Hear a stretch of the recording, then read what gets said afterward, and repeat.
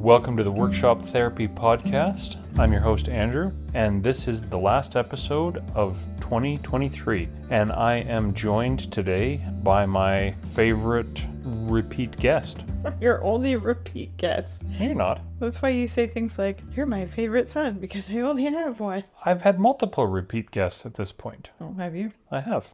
I listen to all your podcasts. I know. I'm crushed. You're basically like the guest host, Yeah, secondary host. someone who occasionally shows up. Yes. I don't know if I've said this, but it's my wife. My wife is joining me for the 2023 podcast wrap up thing. Do we get to rap anything? This is going really well. You are welcome to rap all you want. Not that kind of rap. I meant present rap, not like... Oh, I thought you were going to start busting out some Snoop Dogg or something I like definitely that. didn't study that kind of music at university. Rhythmic talking. Nonsense word making up. Anyway, so welcome to the Workshop Therapy Podcast today. And thank you for joining me on this most auspicious of occasions. You're welcome. And for your information, the episodes that you were on are usually the ones that I get the most feedback about. That's interesting. People like hearing from you because you have a good perspective. And because we've known each other for so long, we have good rapport. It's almost like we talk all the It time. has been a long time. Yep. As you mentioned in the pre-show, we have known each other for 22 years now, Yeah, going on 23. and we've been married for 17. Yep. Closing in on 18 years. I don't know. We're getting old. I'm getting old. You're It's still young. almost- Do you remember what day you proposed to me on 18 years ago? It's almost that date. It was January 5th, wasn't it? I don't know. I was hoping you remember because dates are hard for me. So you were trying to trap me. I'm pretty sure it was the time. Yeah, pretty. Sorry. It was January 5th. It It is now established on the digital archive record of the internet that it was January 5th.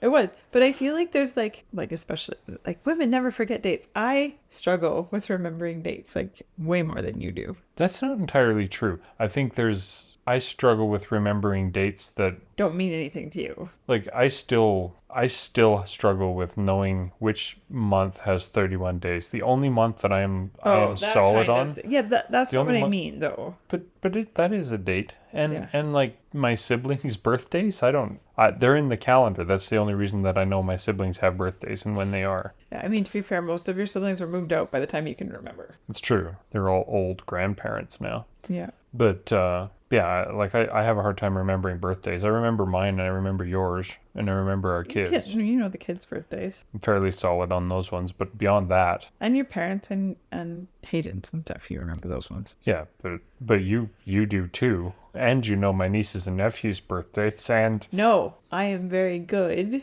at checking Facebook. at checking Facebook, but like, and also asking people like kind of when things are like, I have a general idea of when things are coming up, but actual dates are really hard for me to remember. And it's like when teaching, I'm really good at having multiple ways of addressing children without saying their name, because for the first few weeks, it's ridiculously hard for me to remember the names. I could tell, like visually, I can see them all.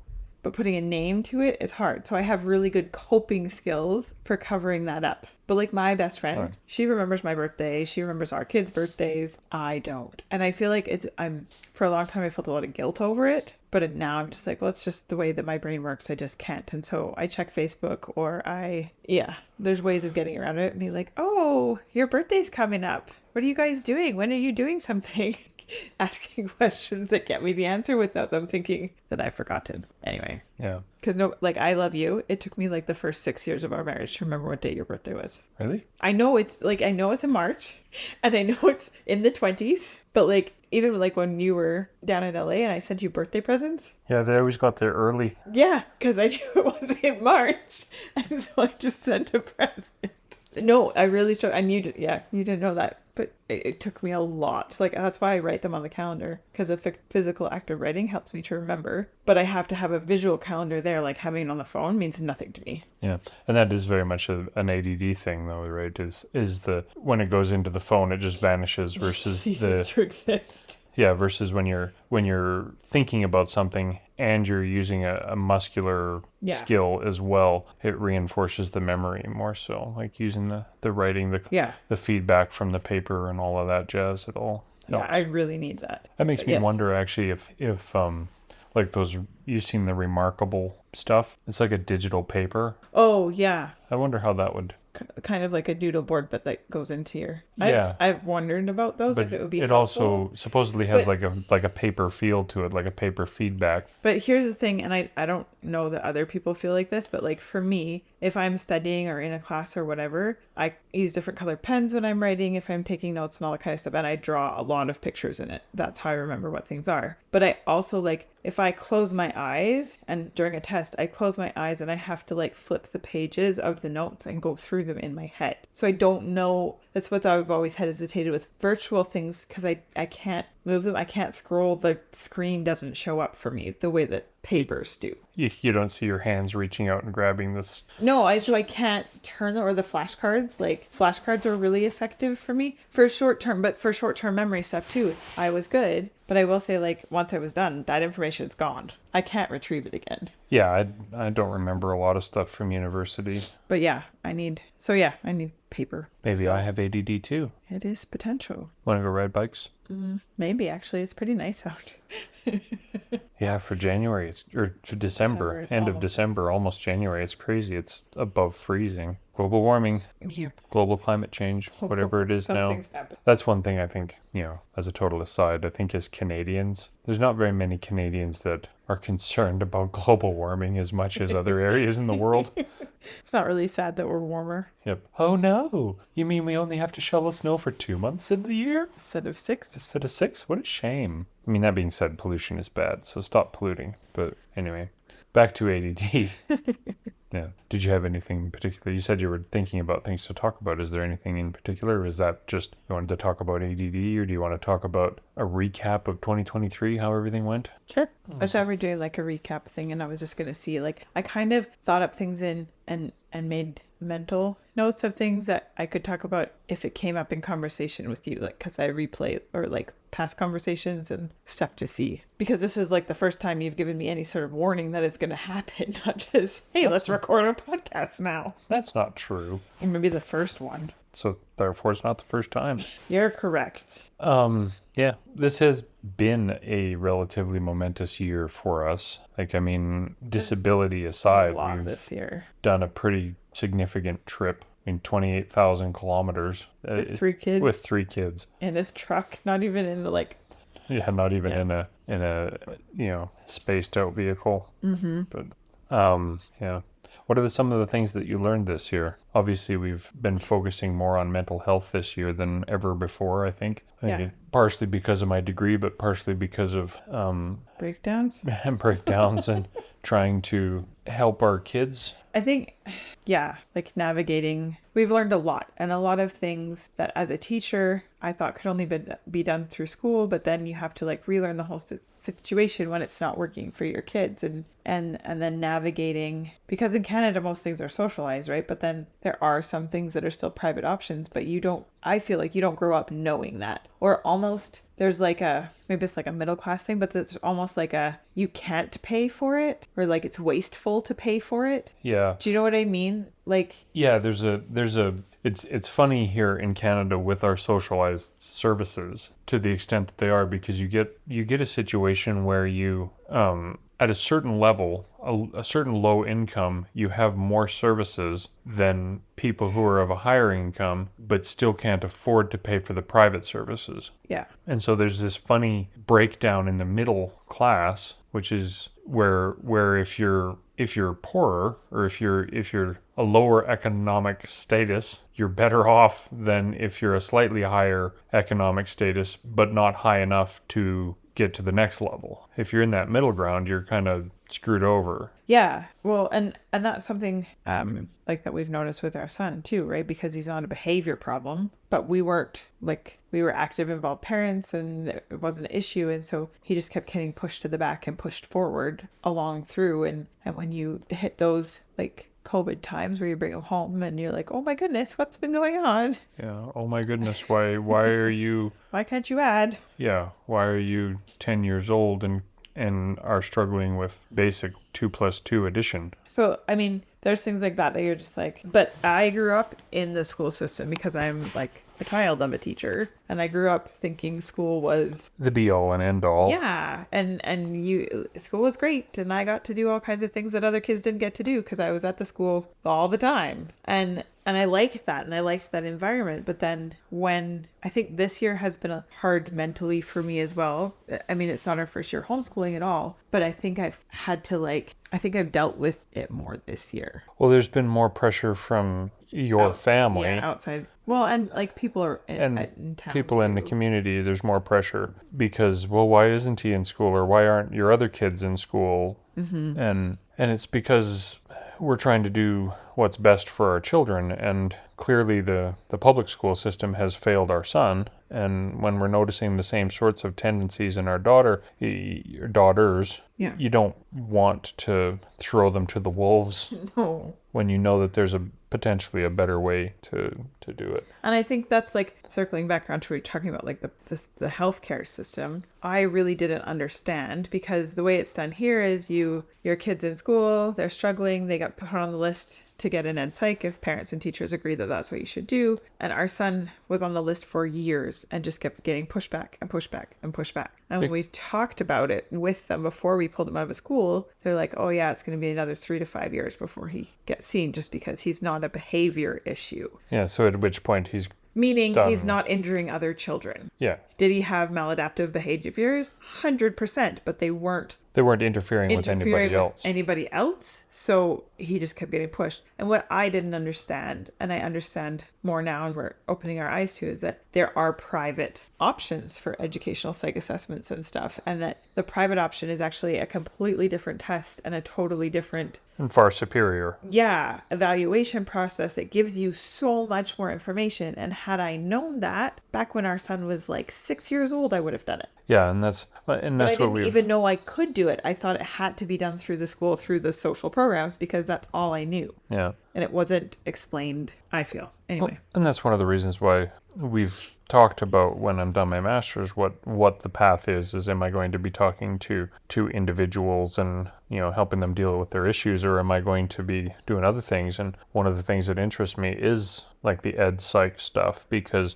there is a need for that, because it's not just about labeling your kid with a problem. Your kid has ADD, or your kid has autism, or your kid has this. What it's about is your kid has this ability, or this, they have this strength and they have this weakness, and here are strategies to help them excel in their strengths and minimize their weaknesses. It's not about getting a label as an excuse for the problem. What it's about identifying the problem and then implementing and learning strategies to help them optimize everything. Yeah, and I think like for me, from my perspective, this year has been the first time for me to, as I've embraced that, also starting to embrace that in myself. Yeah. And a lot of what I felt like or had been told was quirky and weird and frustrating to other people, I'm realizing that's just the way that my brain works. It works differently. And it's not better or worse, and I'm not bad because of it, but there's a lot of years of damage to undo because of that. And I don't want our kids to feel that moving forward. And so I know there's lots of like millennial boomer things on the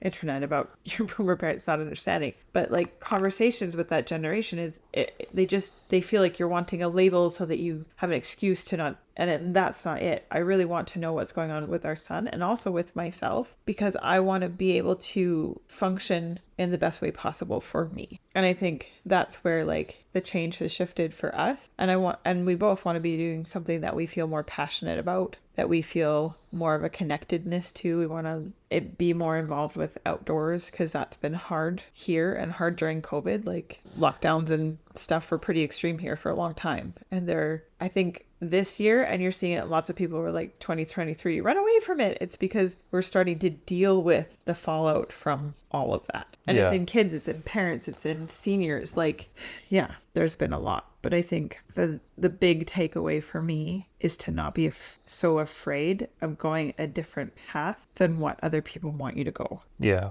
that's, and I know we've talked about that in the past too, is how often have we made decisions based on perceived, real or perceived social pressure from family or friends, versus making a decision and moving forward on a path that we want to do. Yeah. And I know like partially my my initial second degree to go down to Portland and do chiropractic school. I don't regret that at all. No. There's aspects of it I regret, like the fact that I'm on disability because of the job. Yes. But some of the experiences that we had there and the friends that we made are irreplaceable. Yeah. And I think our relationship grew really strong during that time because that's when we had our son and we were alone and we had to rely on each other. Yeah. Yeah, we didn't have a family support structure but one of my main takeaways from 2023, I think, is taking action and doing the things that we want to do versus putting them off until tomorrow. Mm-hmm. Because, something that I've always wanted to do since as long as I can remember is go to places like Tuktoyaktuk, like for no other reason than they are remote. Yeah. And you don't love people? Well, I can take or leave people. I don't mind people, but I'm not energized by crowds like some people are, but I'm also not. I mean, as much as I play the hermit, I'm not a hermit. Like, I can talk to people and I enjoy talking to people, but I don't need that as a thing. But for me, more it's about the wildness and about the possibility of the wildness more so than there's no people, right? Like when you're seeing nature in its raw form.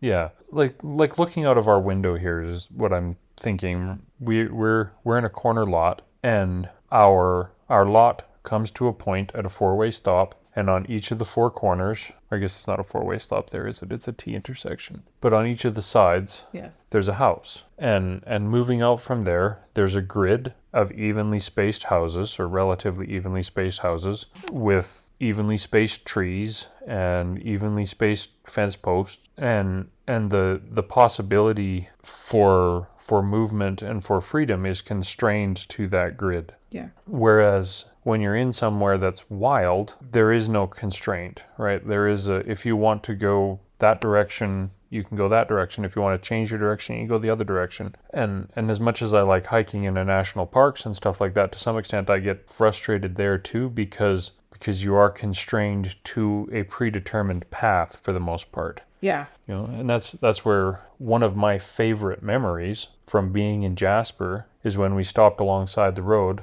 and hiked out to that random waterfall. Yeah, and hiked out to that random waterfall that we caught a glimpse of through the trees. And obviously people had been there before, but it was not a designated location. Yeah, it wasn't on any trail maps. Yeah, it wasn't on a trail map, and so it was just a place that we went and found. And not that it was a spectacular waterfall, but it was pretty cool. Yeah. It was up there on the ones that are readily available in Jasper. Mm-hmm. And then another favorite hiking memory is when we hiked up Dead Horse or Lost Horse, whatever it is. I think it's Dead Horse Canyon in Waterton. Yeah. We stopped at the site and then stopped at a pullout, and then there's no trails aside from a little one down to the shore of the creek. And then we decided to walk up the creek. And it turns out that, 200 yards up the creek, 300 yards maybe, not that far, there's spectacular red rock canyons. Yeah. And the destination on that road is the Red Rock Canyon. And I would hands down say that the Lost Horse Canyon was far more spectacular than the one that you actually go to. Yeah, and there was all those butterflies landing. Yeah. The kids loved it, and there was nobody there. So the nature was more. Nature was there. Wildness was there. And I found on our trip, like I wanted to stop. One of the patrons here, the Grant Alexander. I wanted to stop and chat with him on our trip, and I'd kind of half arranged it, but then we ended up changing our course and bypassing where he was. But I don't regret bypassing the cities and exploring the wild side of Canada. Yeah. Because the reality of most cities is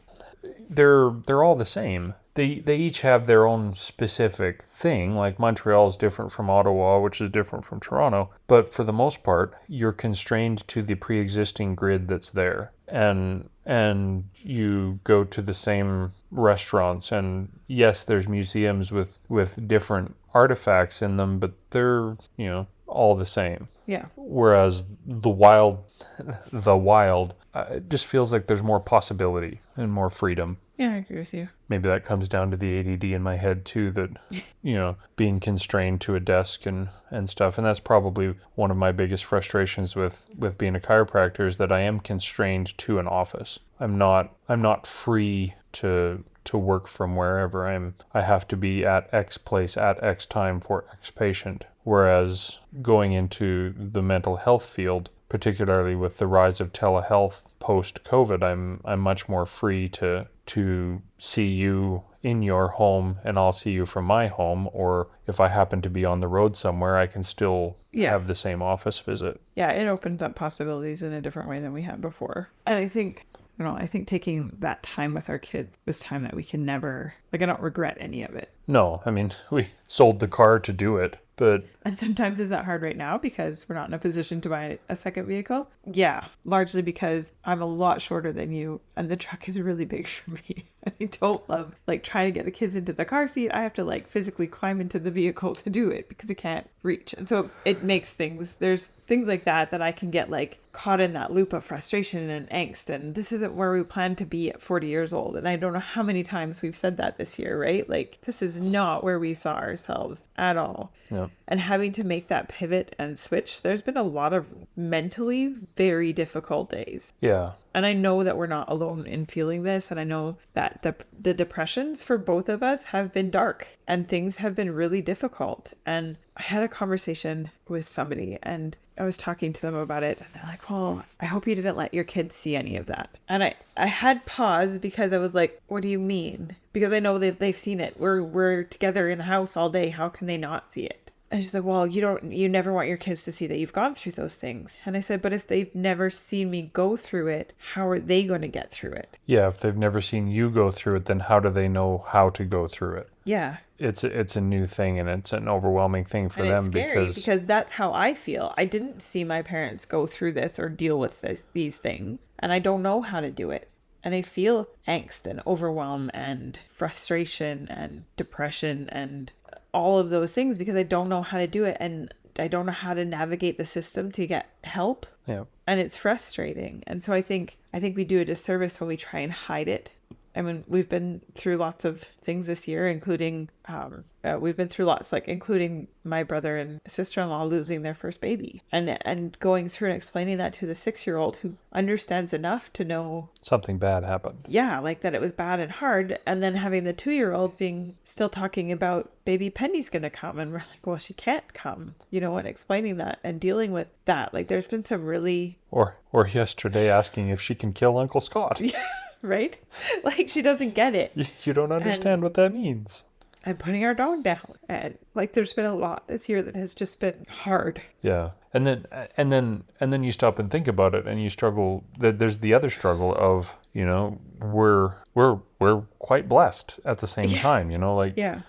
We have a strong and happy marriage. At least I think we do. Yeah, we have, we're not living in Gaza right now. We're not living in Ukraine. We live in a free country, relatively free, as much as we complain about stuff and as much as we, frustrated with the Canadian medical system and the help that way. The flip side of that though too is we're not still in debt from Owen being born at 30 weeks. Yeah, the $250,000 bill from Owen being born is not our burden, which is amazing. Yeah, but I think we have to give yourself permission to feel the hard as well. Yeah, because if you don't accept the fact that yes, there are some hard things in your life, then you just keep pushing yourself to be like, oh, but these are so great. Yes, you do need to count your blessings and see that positive, but you also need to feel the pain to see the positive. Yeah, you can't know sweet without knowing some bitter. Yeah, exactly. And I think too much our 90s racing was, that's when it started being like, oh, nobody can lose at this race and everybody moves forward and there wasn't a lot of bad. Yeah, no, bad is bad and we should avoid bad because bad doesn't do any good. And that's not true because because resistance is what builds strength. But then I feel like since we moved out, and it was like 9/11 was our first year of university. That was like the first, it was like in our first week of university was 9/11. And I remember like picking up the paper and seeing it all. And whenever, like, I just feel like it's just been a downhill spiral since. But at the same time, it isn't though too, because there are lots of statistics that But if you look at like us compared to like my parents' generation, they didn't have to deal with that until they were like done raising kids.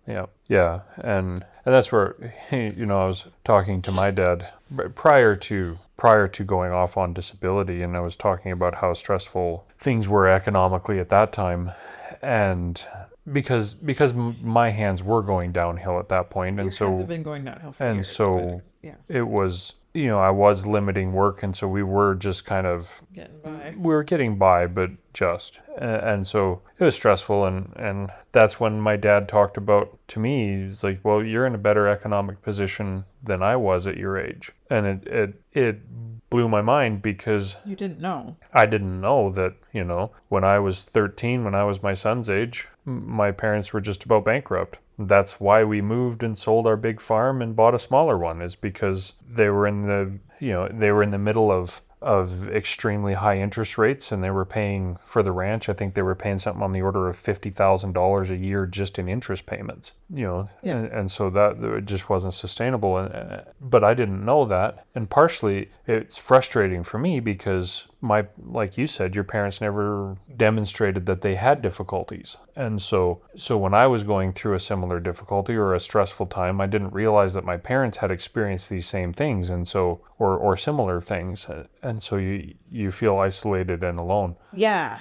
Yeah. And I think there's very much like in talking to both sets of our parents and some of your older siblings, there's very much the attitude of, well, you just have to suck it up and get through. And I think there's a very much like millennial generation, you just don't suck it up. You just, you whine and you have therapy. Yeah, because we can't. There isn't anything to, I don't know what you mean. I want to mean to say, but it's also that we're recognizing that we need to raise kids in a different way and to do things in a different way. And looking at our parents, the sucking it up, they may think they're fine, but they're not. They have things to deal with. They've just done it in a different way. And that's every generation, right? Yeah. Like every generation is going to do it in a different way, and giving each other grace to do it that way, I think is really important. Yeah. Well, and that's where going back to like the count your blessings and focus on the positive and all that type of stuff. You're not going to get rid of the negatives by doing that. But what you are going to do is you're going to change and reframe your focus into,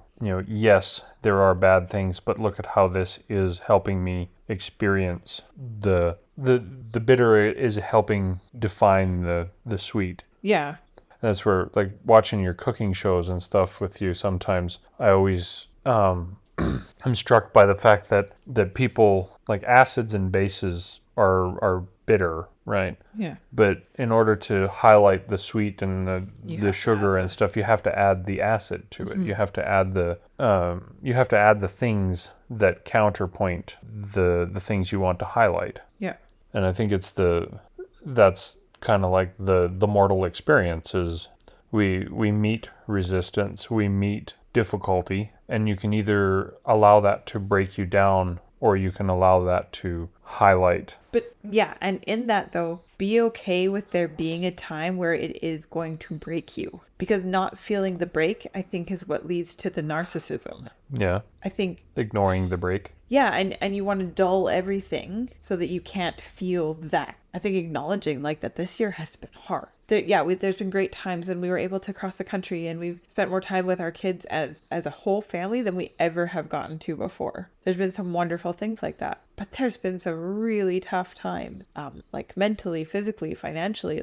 I've been on massive amounts of antihistamines because of an allergic reaction that I don't get to see a allergy specialist until next June for, right? Like and it makes it difficult. And there's our son's got health concerns as well that have been elevated this year and things like that. But I think when I get the most down and my anxiety and depression get the worst is when I'm trying not to feel those things. And I think when you can turn it and you can go to the shop, or for me, go to my art or to my sewing or whatever my dopamine hit of the day is, I can change that into something else and I can channel it out and I can allow myself to feel it, because I think I've spent so many years running from the feeling.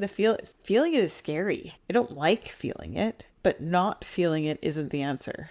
Yeah, and you talk to people who become addicted to drugs or alcohol or have substance abuse problems, and lots of times it is a running from the negative feelings. I feel good when I do this thing and I feel bad when I don't, and it becomes a problem. But I wrote something last night I was thinking of reading. We'll see what you say. I titled it "Staring into the Abyss." I titled it. I was like, what's a tuddle? Okay. I titled it. Okay. Staring into the abyss. I was all excited to find out what a tuddle in the abyss. Okay, sorry. We often hear the phrase hindsight is 20/20. The implication is that we are able to see our past clearly, and with that clear picture, we are able to chart the consequences of the choices we made and see how those outcomes have created the people we are now. Here's the flip side of that coin. Foresight is often blindfolded. Unfortunately, we can't see the future, and often our predictions feel like wild flailing in the dark. What do we do when we need to make a decision but we don't know what's next?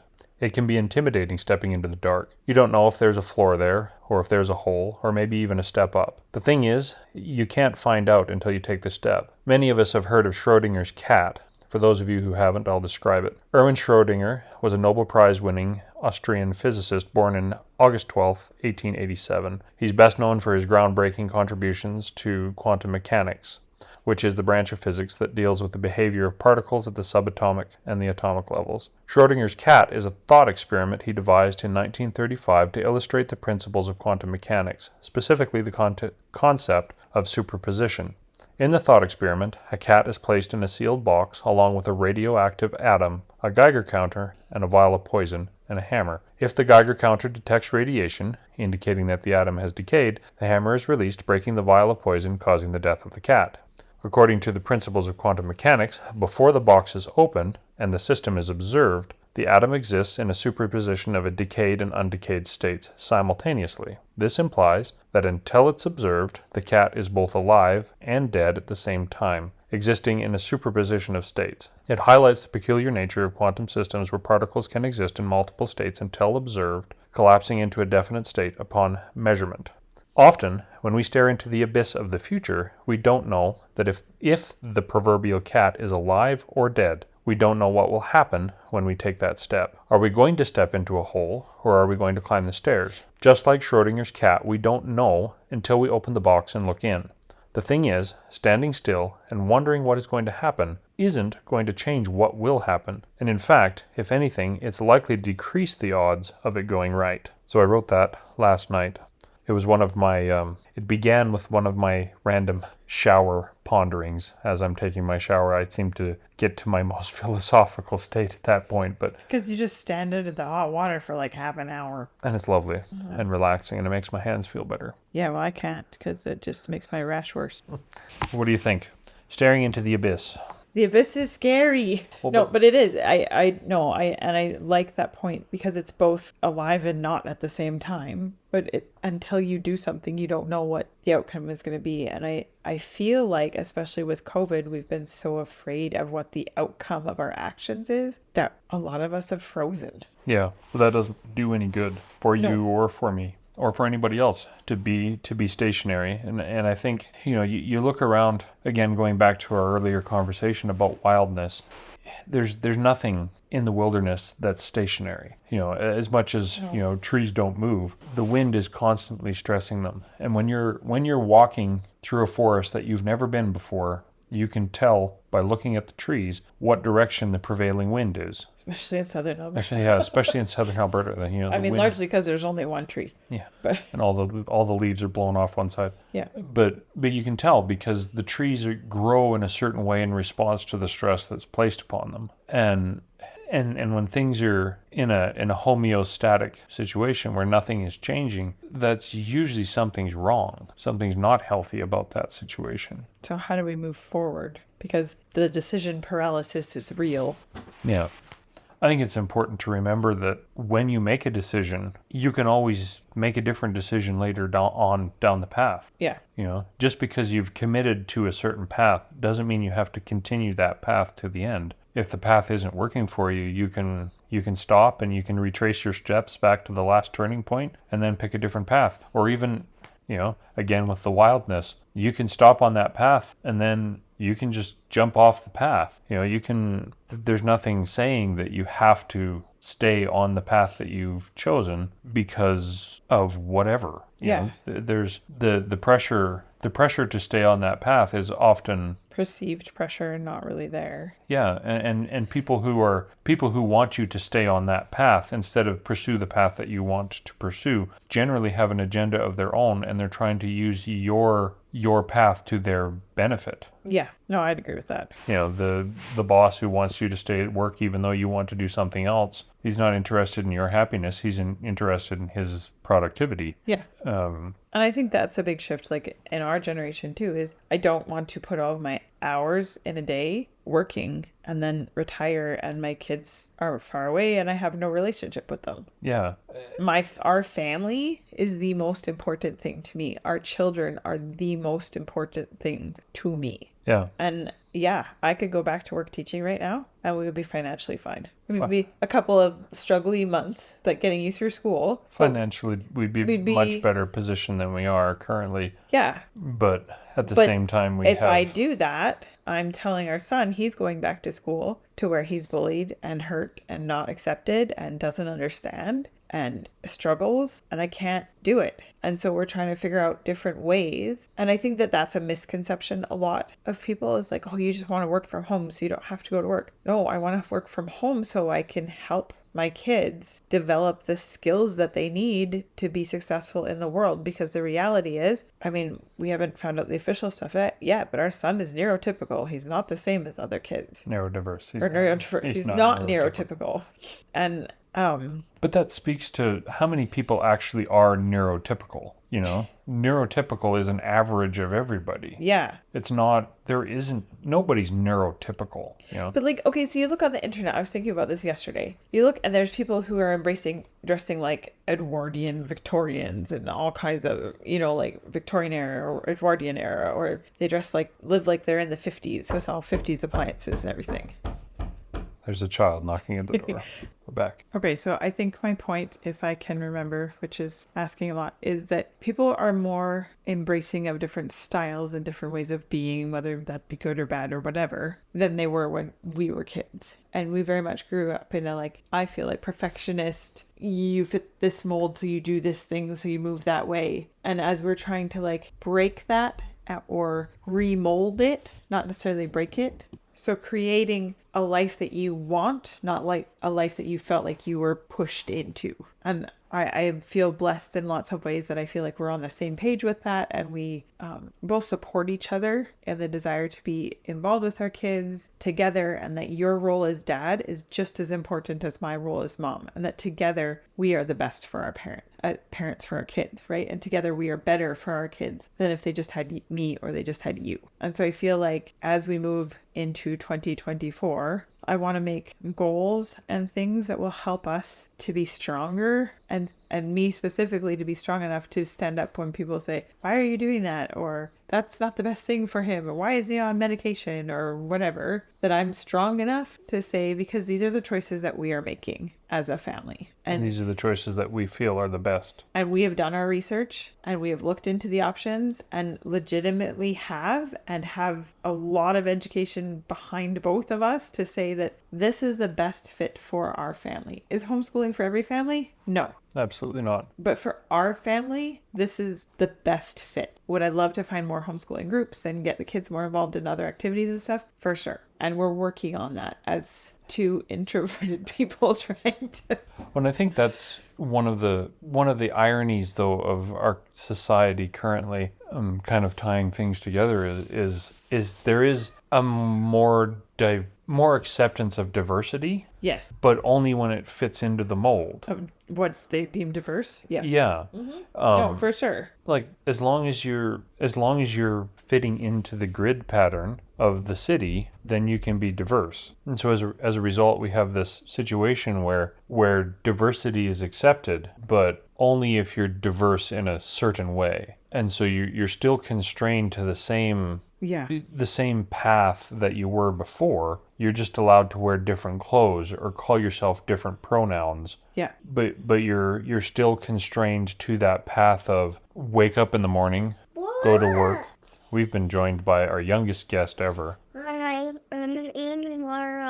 Good job. Anyway, what was I saying? We're constrained to the path of go to work, come home, watch TV, repeat over and over and over. Buy the things, eat what. Yeah.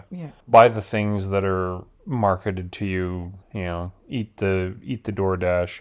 You're stuck in this. We're still stuck in the pattern of exchange your time for money so you can survive, instead of exchange your time for things that bring you joy and happiness in your life. But you're allowed to be happy because wearing a top hat to work is diversity, or calling yourself Steve or Stephanie. It becomes a situation where how you identify yourself is how you can be unique, not necessarily what your actions are. Your actions don't create your uniqueness. Your identity does. And so it's okay to be diverse by wearing Edwardian clothes to your bank job and calling yourself Rosebeam Moonshine or whatever. But the important part is that you still go to your job at the bank. So that hasn't changed. That doesn't give you fulfillment, but wearing the top hat does, and that's okay. Yeah. And not that there's anything wrong with working at a bank or wearing a top hat or calling yourself Steve or Susan. Who cares?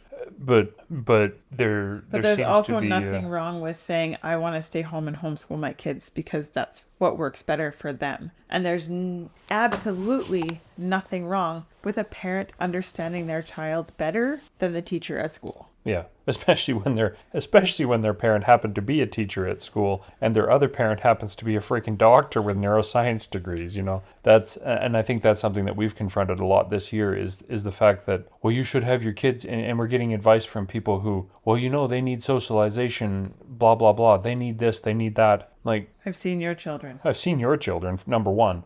I don't want my kids socialized like your children. Yeah. Well, and number two, like, you work as a computer consultant, and there's nothing wrong with that. But I have a degree in behavioral neuroscience. I have a physical medicine degree. I have a functional medicine degree. I'm working on a master's in psychology. My wife has an early childhood education degree. She has, we're eminently more qualified to have an opinion than somebody who works as a Geek Squad like as you employee. Rant out on this, I think maybe the biggest thing is to learning to trust our instincts and to let the opinions of others be just that, opinions of others. And I can take them and I can hold them and think that they're the most important thing, and then that can disrupt our lives, and I've let that happen before. Or I can take them, I can look at them, find what I find value or need in, and let go of what doesn't. Mm-hmm. And that's the flip side of my rant, though, too, is that you don't have to have a degree in behavioral neuroscience to make a decision about your behavior. But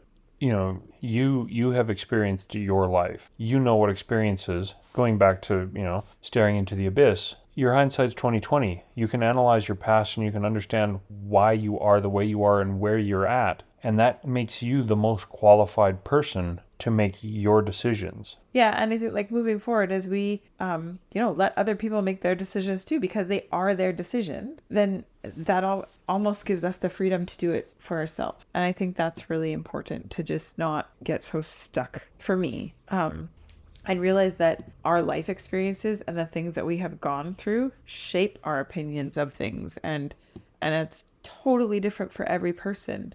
We've had a couple of people that we know have preterm babies in the last little while. but all of them, besides my brother and sister-in-laws who passed, have been older than Owen was. And I had this conversation with your mom when she was here, and she's like, oh yeah, the baby was born at 34 weeks, I think, 33 weeks, something. Anyway, and it's like, oh, look at how tiny he was, and Owen was so much bigger. And I was like, Owen was 3 weeks earlier. Owen didn't even look human. Like this little guy was breathing. He was able to get his suck reflex going. Our son still eats like a crazy person because everything just goes straight down his throat. He's like a reptile. Yeah.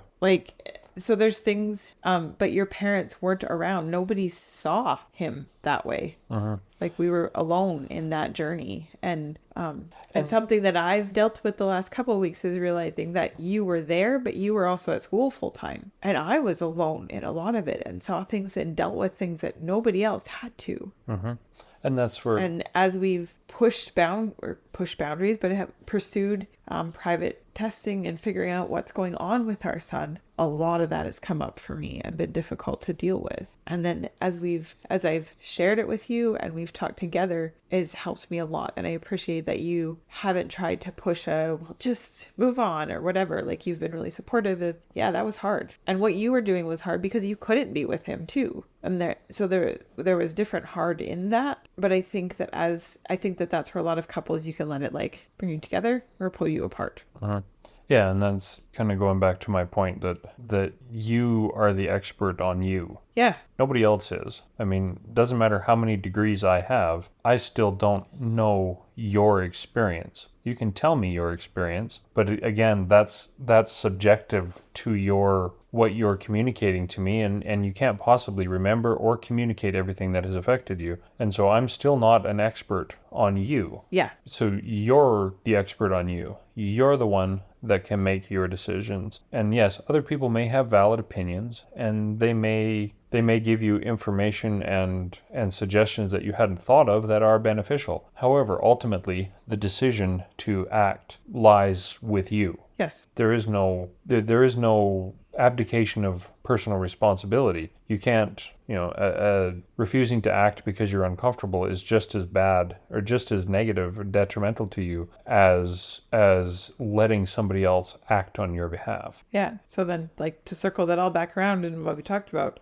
2024 is act. I think that's got to be our word. Act. Don't sit. Act. Be in the pain. If it's painful, be there. Yep. Go through it. Seek the help that you need. Don't be afraid to get help. Don't be afraid to reach out to people in this community of listeners for help, for advice. But remember that ultimately, like you just said, it's you, because you have the experiences that's unique to you and the background that nobody else understands. And also, you are unique to you, but there are a community of people who support you in being you too. Yeah. And they're not, if somebody is trying to turn you into something that you're not, they're not worth your time. No. And that's one of the things that I like about the community that's developing around this podcast, and the community that has developed in my social media is that willingness to support people in their journey, not a willingness to give you a roadmap. Yeah. Because there isn't a map for anyone. No, there's one sure destination, and we're all going to achieve it. Having just read A Christmas Carol. Yeah, there's one destination, and we're all going to get there. We're all going to get there at different times, and we're all going to take different paths to get there, but we're going to get there nonetheless. And it's important in the meantime to not fall into the trap of being acted upon. Yep. Anyway, do you have anything else that you want to wrap up with? Or do you feel like we've...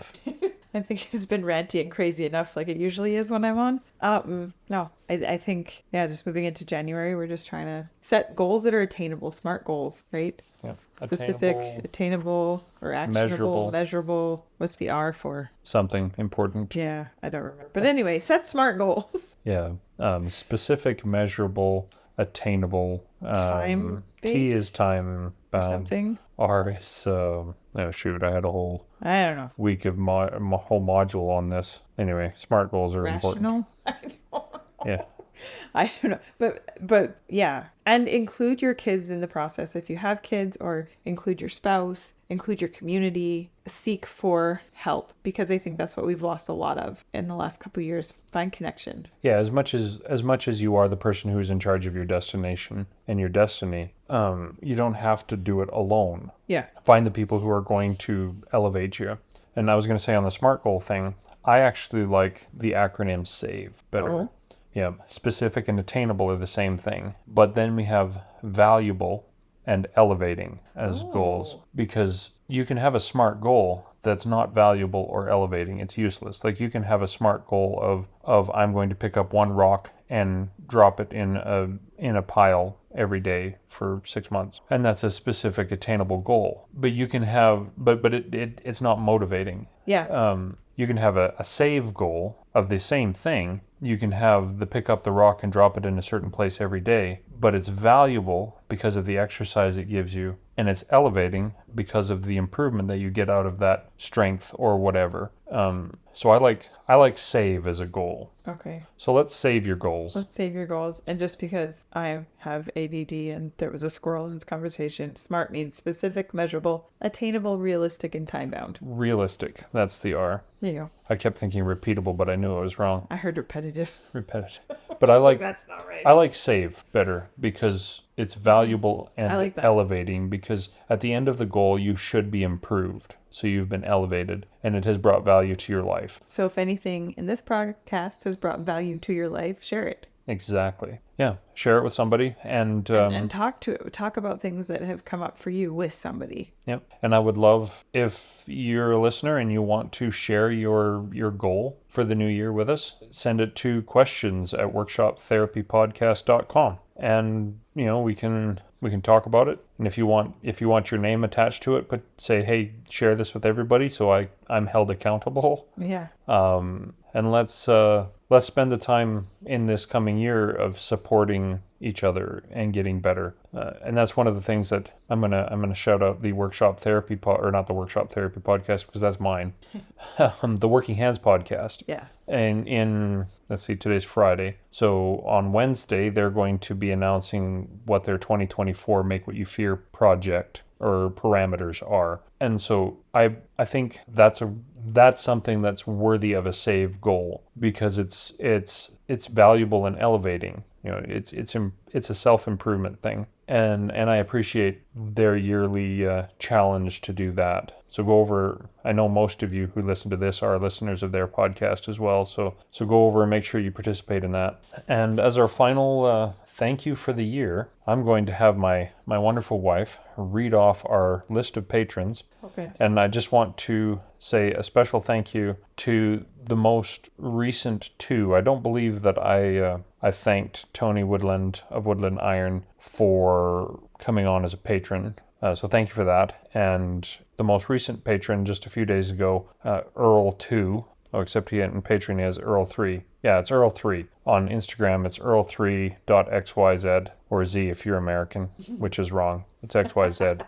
But anyway, do you want to say thank you to all of our patrons, starting at the bottom of the list there? Okay, so I want to read the black part? Yep. Okay. Just Brad at Brad's Customs, Keith Drennan at Blackthorn Concepts, Brandon Milikchamp at Tectonic Creations, The Grant Alexander, Carol Ann Jeanette Racine at Overall Makerworks, Waffle Beaver, ButtJoints.com at John's, Miguel Angel Viella. I'm sorry, I am not good at sounding things out. Phonics is not my strong suit. Adam Coonrat. Yep. AJ Camarado. Okay, there we go. Woodland Iron and Earl 3. Thank you. Yeah, thank you for the support. It really does mean a lot. It does mean that we can make this podcast, that I can make this podcast. It does mean that I can share the information that I learn in my course, and it does help develop a community that hopefully maintains supportness of everybody.